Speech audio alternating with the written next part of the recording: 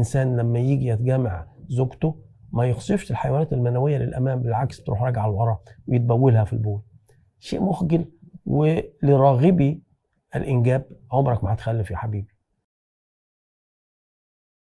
المفروض إن بعد فشل العلاج الدوائي لأن المرضى اللي عندهم تضخم في البروستاتا المفروض بعد كده يلجأوا للجراحة، ولكن مع ظهور أشياء جديدة في الأشعة التداخلية ممكن قوي موضوع الجراحة ده يتأجل أو نستبدله بحاجة تانية، ألا وهو ما يقال عليه حقن شريان البروستاتا.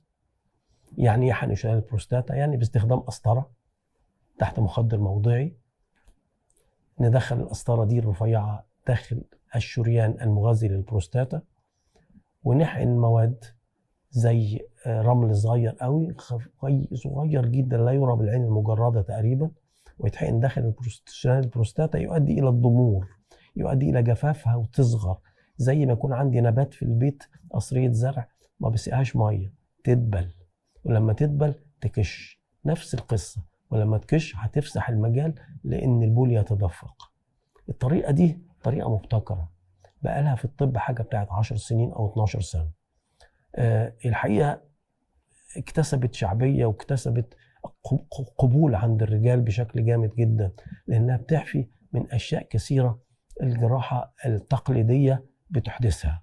يعني من عيوب الجراحة التقليدية حاجتين مهمين أو 3 حاجات: النزيف اللي بيحصل أثناء العملية من مجرى البول، الحاجة التانية سلس البول، وهو شيء مخجل، يعني الإنسان ما يتحكمش في البول حتى لو مؤقت، ولو مؤقت بيبقى مؤقت بعد فترة، يفضل فترة كبيرة عند سلس بول.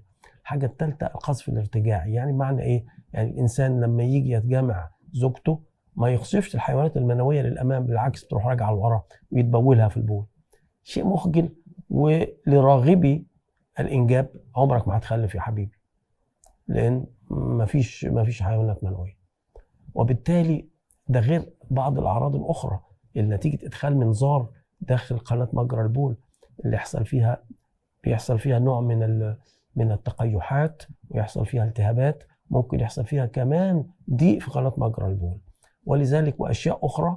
لكن أهم 3 حاجات اللي أنا قلت عليهم دول: الحقن تحت الأشعة التداخلية بيحفيك من مثل هذه الأشياء ويعطيك نتيجة مرضية لعملية البروستاتا. أنت مش عايز إن البول يتدفق كالنهر، لا، أنت عايز إنك تقدر تتبول بدون مشاكل وبراحة، ودي اللي ممكن تديهولك الأشعة التداخلية. فليه يا حبيبي تعمل جراحة لما ممكن تتعالج بالراحة؟